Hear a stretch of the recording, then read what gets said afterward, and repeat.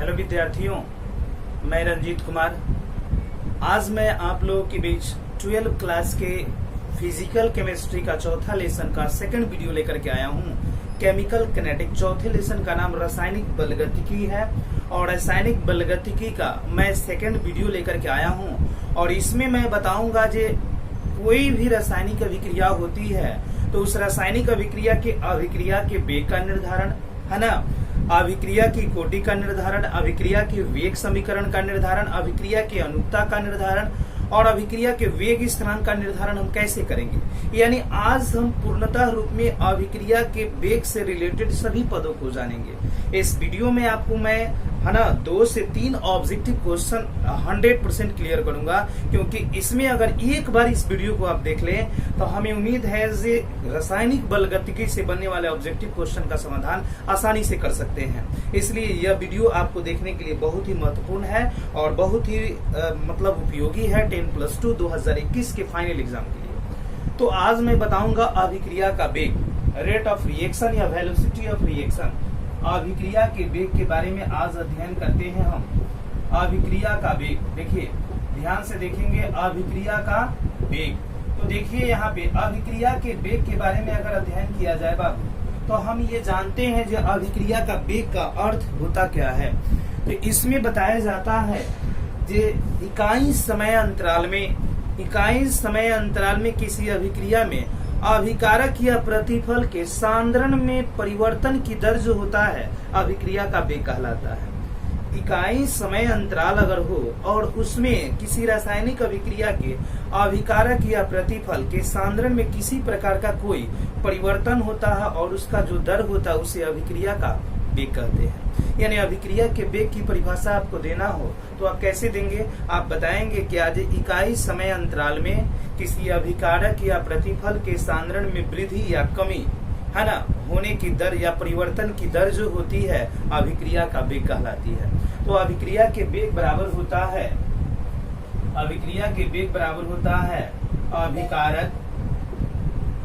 अभिकारक एवं प्रतिफल के सांद्रण में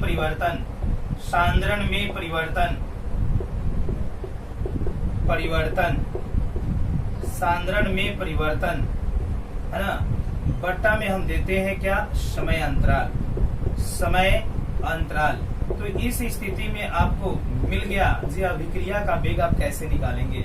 अभिकारक या प्रतिफल यानी अभिकारक एवं प्रतिफल के सांद्रण में परिवर्तन और बट्टा समय अंतराल के अनुपात को अभिक्रिया का वेग कहते हैं। एवं ना लगा करके आप यहाँ पे या लगा सकते हैं, अभिकारक या प्रतिफल।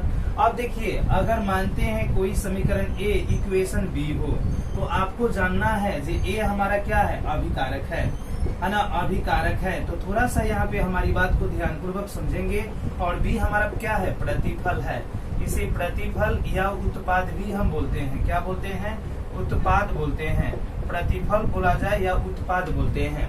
तो अगर मान लीजिए किसी अभिक्रिया का हम अभिकारक का वेग और प्रतिफल का वेग दोनों का वेग अगर निकालें तो अगर मानते हैं जो अभिकारक के सांद्रण में कमी हो, क्या हो जी, सांद्रण में कमी हो, किसके, अभिकारक के। तो सांद्रण में कमी हो तो सांद्रण में कमी अगर होगा तब उस स्थिति में अभिक्रिया का वेग है ना, सांद्रण में अगर कमी हो तो अभिक्रिया का वेग क्या होगा, तो अभिक्रिया का वेग याद रखेंगे सांद्रण में अगर कमी होता है तो अभिक्रिया का वेग होता है माइनस डेल्टा अभिकारक ए का सांद्रण और बट्टा में डेल्टा टी यानी समय अंतराल।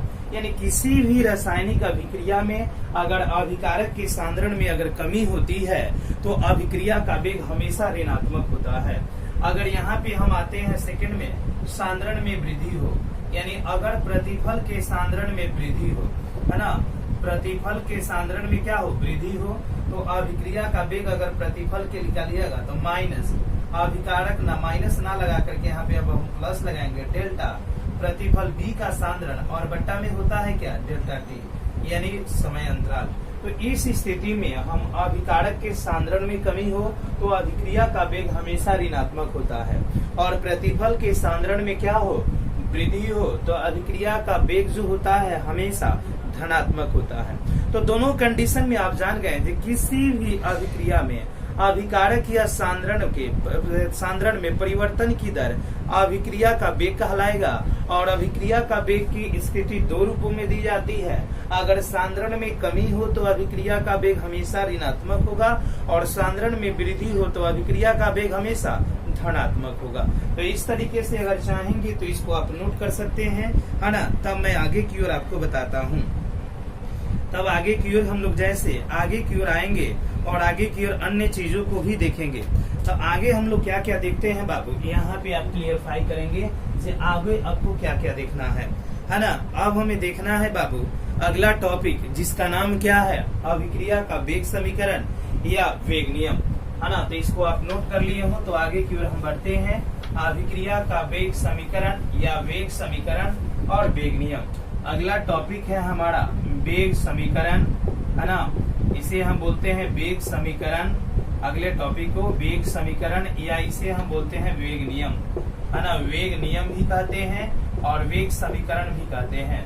तो देखिए इसकी परिभाषा हम कैसे निकालते हैं और किसी भी अभिक्रिया का वेग समीकरण या वेग नियम का निर्धारण कैसे करते हैं। बताया जाता है अभिकारक के सांद्रण के पदों में, है ना, अभिकारक को सांद्रण के पदों में व्यक्त करते हैं। यानी अभिकारक को जब भी याद रखेंगे, अभिकारक को सांद्रण के पदों में, है ना, अभिक्रिया के वेग का निरूपण, अभिकारक को सांद्रण के पदों में अभिक्रिया के वेग का निरूपण अभिक्रिया का वेग समीकरण कहलाता है ना।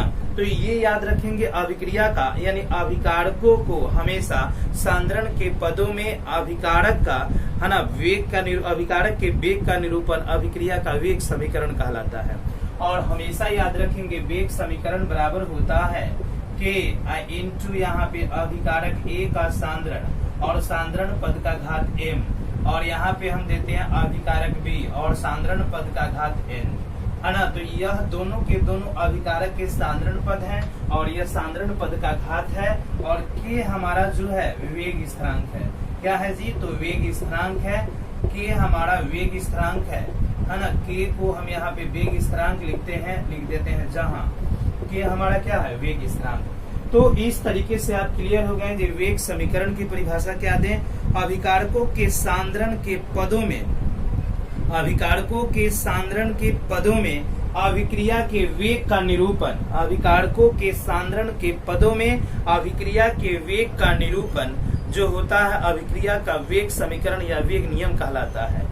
अर्थात वेग समीकरण बराबर के अभिकारक ए का सांद्रण और सांद्रण पद का घात m, अभिकारक बी का सांद्रण और सांद्रण पद का घात n, यानी के यहाँ पे क्या है वेग स्थिरांक होता है। अब एग्जाम्पल के तौर पे अगर आप मान लीजिए कोई इक्वेशन लेते हैं, हम देते हैं H2 plus Cl2, equation of H2HCl। अब यहाँ पे समीकरण एक मिला, तो हम सबसे पहले निकालते हैं अभिकारक ए का सांद्रण। तो अभिकारक ए का सांद्रण क्या होता है, H2 होता है, और इसके सांद्रण पद का घात, इसके आगे कुछ भी गुना नहीं है तो 1 है। अभिकारक बी का सांद्रण निकालते हैं तो ये होता है Cl2, है ना। अब यहाँ पे करते हैं इसके सांद्रण पद का घात क्या होगा 1। अब हम निकालते हैं वेग समीकरण, तो यहाँ पे निकालेंगे बाबू वेग समीकरण। तो वेग समीकरण बराबर होता है अभिकारक ए का सांद्रण पद का घात m क्रॉस अभिकारक बी के सांद्रण पद का घात n। तो यहाँ पे होता है बराबर यहाँ पे k, तो लिखते हैं k अभिकारक ए का सांद्रण क्या हुआ H2 और सांद्रण पद का घात कुछ नहीं है तो 1 क्रॉस अभिकारक बी, सांद्रण पद का घात, सांद्रण पद है Cl2 और इसका घात 1, यानी यह जो प्रदत्त समीकरण होगा हमारी अभिक्रिया का वेग समीकरण होगा। यानी इस तरीके से किसी भी अभिक्रिया का वेग समीकरण हम निर्धारित करते हैं, चाहे वो अभिक्रिया जटिल हो चाहे वो अभिक्रिया बड़ी क्यों ना हो, है ना। अभिकारक का ही हम वेग समीकरण निकालते हैं। तो हमने बताया क्या कि किसी भी अभिक्रिया के अभिकारक के सांद्रण पदों को उनके अभिक्रिया के रूप में व्यक्त करना अभिक्रिया का वेग समीकरण हुआ। वेग समीकरण बराबर के अभिकारक ए का सांद्रण पद का घात m क्रॉस अभिकारक बी सांद्रण पद का घात n। अब कोई हमने एक समीकरण लिया और इसका एक वेग समीकरण निकाला। तो इस तरीके से कोई भी समीकरण हो उसके अभिकारक का हम वेग समीकरण निकाल सकते हैं और वेग समीकरण के बारे में आसानी से कंप्लीट हम कर सकते हैं। तो इसे आप जरूर देखेंगे, है ना, नोट करेंगे। वेग समीकरण में कहीं भी प्रॉब्लम हो तो आप कमेंट करेंगे। अब अगला टॉपिक मैं बताऊंगा, तब तक के लिए आप इसको नोट कर सकते हैं जी। अभिक्रिया का वेग समीकरण हम कैसे निकालेंगे, है ना। चलिए अब आते हैं हम अभिक्रिया की कोटि पर। अभिक्रिया की कोटि हम कैसे निकालते हैं इसको अब हम देखते हैं कि अभिक्रिया की कोटि कैसे निकाली जाती है। यानी हमारा तीसरा टॉपिक है अभिक्रिया की कोटि, है ना। यह ऑब्जेक्टिव क्वेश्चन के लिए क्वेश्चन है, अभिक्रिया की कोटि यह क्वेश्चन है बाबू। तो अभिक्रिया की कोटि ऑर्डर ऑफ रिएक्शन हम कैसे निकालते हैं, तो बताया जाता है वेग समीकरण में प्रयुक्त होने वाले सांद्रण पदों के घातों का योग अभिक्रिया की कोटि कहलाता है। वेग समीकरण में प्रयुक्त होने वाले सांद्रण पद के घातों का योग अभिक्रिया की कोटि कहलाता है। अब उस स्थिति में अगर वेग समीकरण कोई है ना, वेग समीकरण है यहाँ पे, मान लीजिए जी कोई वेग समीकरण आपको मिला कि अभिकारक A का सांद्रण पद का घात m और क्रॉस अभिकारक B और सांद्रण पद का घात n। तो अगर आपको अभिक्रिया की कोटि निकालना है तो बताया जाता है वेग समीकरण में प्रयुक्त होने वाले सांद्रण पद का घात यानी m प्लस n को जोड़ देते हैं तो अभिक्रिया की कोटि निकल जाती है। यानी किसी भी वेग समीकरण में प्रयुक्त होने वाले सांद्रण पद के घातों को अगर जोड़ दिया जाए तो अभिक्रिया की कोटि आसानी से हम लोग निकाल सकते हैं। अगर एग्जाम्पल के तौर पे अगर माना जाए अभिकारक A के सांद्रण पद का घात, थोड़ा सा एक एग्जाम्पल हम लेते हैं जी। समीकरण A अभिकारक यहाँ पे B प्रतिफल या A प्लस B अगर मिलता है और इसके मिलने से C का निर्माण होता है तो अभिकारक A का सांद्रण और सांद्रण हो गया और यह अभिकारक B का सांद्रण हो गया। तो अगर हमें निकालना हो बाबू तो सबसे पहले तो हम वेग समीकरण निकालेंगे। तो वेग समीकरण अगर निकालते हैं तो वेग समीकरण क्या हुआ कि वेग समीकरण जब भी हमें निकालना होता है तो K और अभिकारक A का सांद्रण पद का घात m और अभिकारक B के सांद्रण पद का घात n। तो यहाँ पे निकालेंगे बाबू तो m का वैल्यू अगर देखिए तो इसके आगे कोई गुणांक नहीं है, m का वैल्यू 1 होगा और n का वैल्यू भी 1 होगा। तब उस स्थिति में सांद्रण पद का घात जोड़ देंगे m प्लस n, तो 1 प्लस 1 इक्वल टू 2। यानी ऑर्डर ऑफ रिएक्शन अभिक्रिया की कोटि क्या होगी जी, तो यहाँ पे याद रखेंगे अभिक्रिया की कोटि, है ना। अभिक्रिया की कोटि अगर निकालना हो तो अभिक्रिया की कोटि बराबर हुआ कितना, 2। तो इस तरीके से किसी भी वेग समीकरण को लेकर के अभिक्रिया की कोटि निकाल सकते हैं। अगर मान लीजिए जी एक समीकरण हम देते हैं इसमें, है ना। अब एक समीकरण को लेकर के अभिक्रिया की कोटि निकालते हैं एग्जाम्पल के तौर पे। मान लीजिए कोई सवाल मिला हमें H2 प्लस, है ना, हाफ O2 इक्वेशन ऑफ दे करके H2, तो अभिक्रिया की कोटि को हम कैसे निकालेंगे। तो यहाँ पे अभिकारक A के सांद्रण पद निकालिए तो क्या हुआ, H2 हुआ, है ना। अभिकारक B का सांद्रण पद का घात निकालिए, सांद्रण पद निकालिए तो ये O2 हुआ, है ना। इनका घात निकालिए, m का मान 1 होगा और n का मान 1/2 होगा। तब उस स्थिति में सबसे पहले हम वेग समीकरण कर देते हैं। तो वेग समीकरण अगर निकालें तो यहाँ पे केयर जरूर करेंगे जो वेग समीकरण बराबर होता है अभिकारक A का सांद्रण, यानी A का सांद्रण क्या है H2 और सांद्रण पद का घात 1 क्रॉस अभिकारक B का सांद्रण, B मतलब O2 और सांद्रण पद का घात 1/2। तो अब अभिक्रिया की कोटि आप निकाल लीजिए बाबू। तो अभिक्रिया की कोटि होता है m प्लस n, तो m का वैल्यू 1 और n का वैल्यू 1/2 जोड़ देंगे बाबू तो 2 प्लस 1/2 यानी कितना होता है अभिक्रिया की कोटि, 2। तो ये चीज आप जरूर याद रखेंगे जो अभिक्रिया की कोटि हम निकालते कैसे हैं। वेग समीकरण में प्रयुक्त होने वाले सांद्रण पद के घातों को जोड़कर अभिक्रिया की कोटि निकाली जाती है। और एक महत्वपूर्ण पॉइंट हमेशा याद रखेंगे, अभिक्रिया की कोटि हमेशा पूर्णांक और भिन्नांक दोनों होती है। यानी वो भिन्न के रूप में भी होगी, है ना, और पूर्णांक के रूप में भी होगी, 1 2 3 4 5 करके होगी। तो अभिक्रिया की कोटि जो होती है पूर्णांक और भिन्नांक दोनों होती है। ये महत्वपूर्ण पॉइंट है, इसे आप याद जरूर रखेंगे। तो इसे आप नोट कर सकते हैं, फिर मैं आगे के टॉपिक को बताता हूँ, है ना। तो आगे का टॉपिक होता है बाबू अभिक्रिया की अनुक्ता। अभिक्रिया की अनुक्ता हम कैसे निकालते हैं इसे आप नोट कर लीजिए, फिर मैं बता रहा हूँ।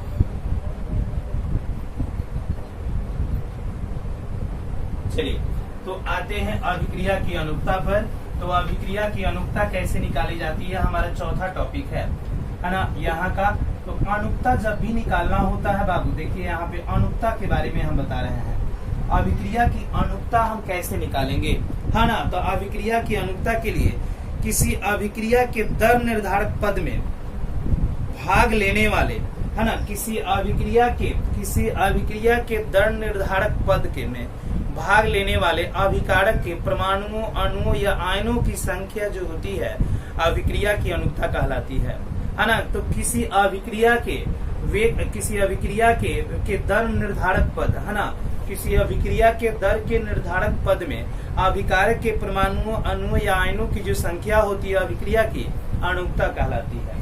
और अनुक्ता निकालने का सबसे आसान तरीका है, एग्जाम्पल के तौर पे अगर कोई समीकरण लेते हैं H2 प्लस I2, है ना, इक्वेशन ऑफ 2HI, तो अगर आपको अनुक्ता निकालना है, ध्यान दीजिएगा, तो इसके आगे इनके अणुओं, परमाणुओं की संख्या जो है 1 होती है। तो 1 प्लस 1 इक्वल टू 2, यानी अभिक्रिया की अनुक्ता जब भी निकालना हो तो इसके आगे वाले पद का गुणनफल जो भी पद के आगे कोई भी पूर्णांक होते हैं उनको जोड़ करके हम अभिक्रिया की अनुक्ता निकालते हैं। एक और अभी एग्जाम्पल बनाते हैं, N2 plus 3H2, equation of 2NH3 लिख देते हैं। अब अभिक्रिया की अनुक्ता निकालना है तो अनुक्ता 1 प्लस इसका पूर्णांक क्या है, 3 है, यानी 4। अभिक्रिया की अनुक्ता अगर निकालना हो तो अभिक्रिया की अनुक्ता बराबर कितना आया, 4।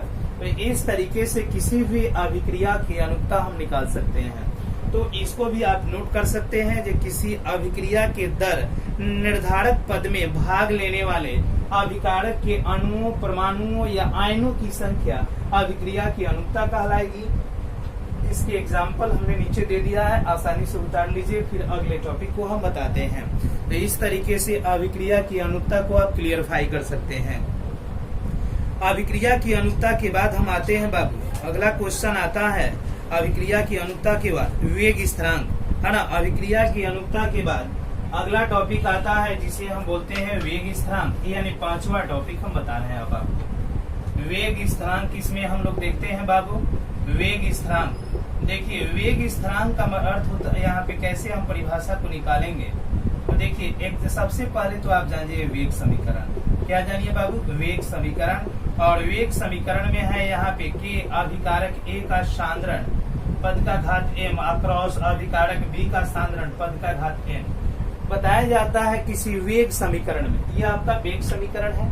तो किसी वेग समीकरण में प्रयुक्त होने वाले सांद्रण पद में, है ना, किसी वेग समीकरण में प्रयुक्त होने वाले, है ना, अनुपातिक स्थिरांक को क्या कहते हैं, वेग स्थिरांक कहते हैं, है ना। किसी वेग समीकरण में प्रयुक्त होने वाले अनुपातिक स्थिरांक को आप क्या कहेंगे, वेग स्थिरांक कहेंगे।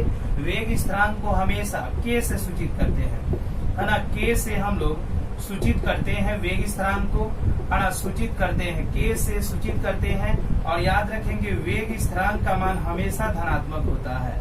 वेग स्थिरांक का मान जो होता है, वेग स्थिरांक का मान हमेशा धनात्मक होता है ना। वेग स्थिरांक का मान हमेशा धनात्मक होता है क्योंकि अभिक्रिया के अभिकारक के सांद्रण परिवर्तन से अभिक्रिया के वेग स्थिरांक पर कोई प्रभाव नहीं पड़ता है। तब उस स्थिति में अभिक्रिया के वेग स्थिरांक का मान हमेशा धनात्मक होता है। तो वेग स्थिरांक की परिभाषा निकालना सीख गए। जो वेग समीकरण में प्रयुक्त होने वाले सांद्रण पदों के घातों का योग जो सांद्रण पद सॉरी यहाँ पे वेग स्थिरांक में बताते हैं जो वेग समीकरण में प्रयुक्त होने वाले अनुपातिक स्थिरांक को वेग स्थिरांक कहते हैं। वेग समीकरण में प्रयुक्त होने वाले अनुपातिक स्थिरांक को क्या कहते हैं, वेग स्थिरांक कहते हैं। इसे k से सूचित करते हैं और वेग स्थिरांक का मान हमेशा धनात्मक होता है। तो इस टॉपिक को भी नोट करेंगे और कुछ टॉपिक मैं और बताऊंगा इस वीडियो में जो आपके लिए लघुतरीय प्रश्न बनकर के आएंगे और लघुतरीय प्रश्नों का आसानी से आप समाधान भी कर सकते हैं। तो इसे आप नोट कर लेंगे बाबू। अब इसके बाद मैं एक दो इम्पोर्टेंट और क्वेश्चन बता दूं। अभिक्रिया की कोटि और अनुक्ता में अगर अंतर पूछा जाए तो आप कैसे क्लियरफाई करेंगे। तो हम कुछ अंतर आपको बता रहे हैं, इसके आधार पे आप आसानी से अंतर स्पष्ट कर सकते हैं। अभिक्रिया की कोटि और अनुक्ता में अंतर अगर पूछा जाए तो अभिक्रिया की कोटि वेग समीकरण में प्रयुक्त होने वाले सांद्रण पदों के घातों को जोड़ करके निकालते हैं। यानी अभिक्रिया की कोटि, यहाँ पे देखिए अगला टॉपिक भी डाल देते हैं। अभिक्रिया की कोटि है ना, और अनुक्ता में अंतर। देखिए, एवं अनुक्ता में अंतर, अभिक्रिया की कोटि और अनुक्ता में क्या दिखना है बाबू, अंतर। तो अनुक्ता में यहाँ पे अंतर करना है, कैसे अंतर करेंगे। तो हम सबसे पहले अभिक्रिया की कोटि के बारे में बता दें।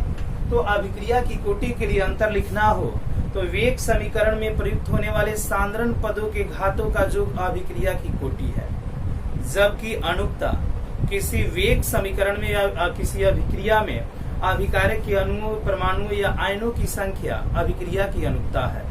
अभिक्रिया की कोटि जो होती है हमेशा पूर्णांक और भिन्नांक दोनों होती है। अभिक्रिया की कोटि हमेशा पूर्णांक और भिन्नांक दोनों होती है, जबकि अभिक्रिया की अनुक्ता हमेशा पूर्णांक होती है, भिन्नांक के रूप में कभी नहीं होती है। अभिक्रिया की अनुक्ता हमेशा पूर्णांक होती है। तीसरा अंतर करेंगे, अभिक्रिया की कोटि जो है एक प्रायोगिक राशि है। अभिक्रिया की कोटि एक प्रायोगिक राशि है, जबकि अभिक्रिया की अनुक्ता एक सैद्धांतिक मान है। अभिक्रिया की कोटि एक प्रायोगिक राशि है, जबकि अभिक्रिया की अनुक्ता एक सैद्धांतिक मान है। अगला अंतर हम करें तो अभिक्रिया की कोटि वेग समीकरण में प्रयुक्त होने वाले सांद्रण पद के घातों पर निर्भर करता है, जबकि अभिक्रिया की अनुक्ता अभिकारक में उपस्थित परमाणुओं, अणुओं या आयनों की संख्या पर निर्भर करता है। तो इस तरीके से अभिक्रिया की कोटि और अनुक्ता में आप अंतर स्पष्ट कर सकते हैं। अब इसमें सेकंड क्वेश्चन यानी 6 नंबर के बाद 7वां एक और टॉपिक बनता है अभिक्रिया के वेग, है ना, अभिक्रिया के वेग, अभिक्रिया के वेग और वेग स्थिरांक में अंतर, है ना। इधर हम डाल देते हैं वेग स्थिरांक, ये ऊपर का टॉपिक हो गया। अब यहाँ पे डालते हैं वेग स्थिरांक में अंतर, है ना। तो अभिक्रिया के वेग और वेग स्थिरांक में अंतर अगर डालना हो तो कैसे हम बनाएंगे। देखिए, अभिक्रिया का वेग जो होता है इकाई समय अंतराल में अभिकारक और प्रतिफल के सांद्रण परिवर्तन की दर होता है। अभिक्रिया का वेग अभिकारक एवं प्रतिफल के सांद्रण परिवर्तन की दर होता है, और वेग स्थिरांक जो होता है वेग समीकरण में प्रयुक्त होने वाले अनुपातिक स्थिरांक होता है।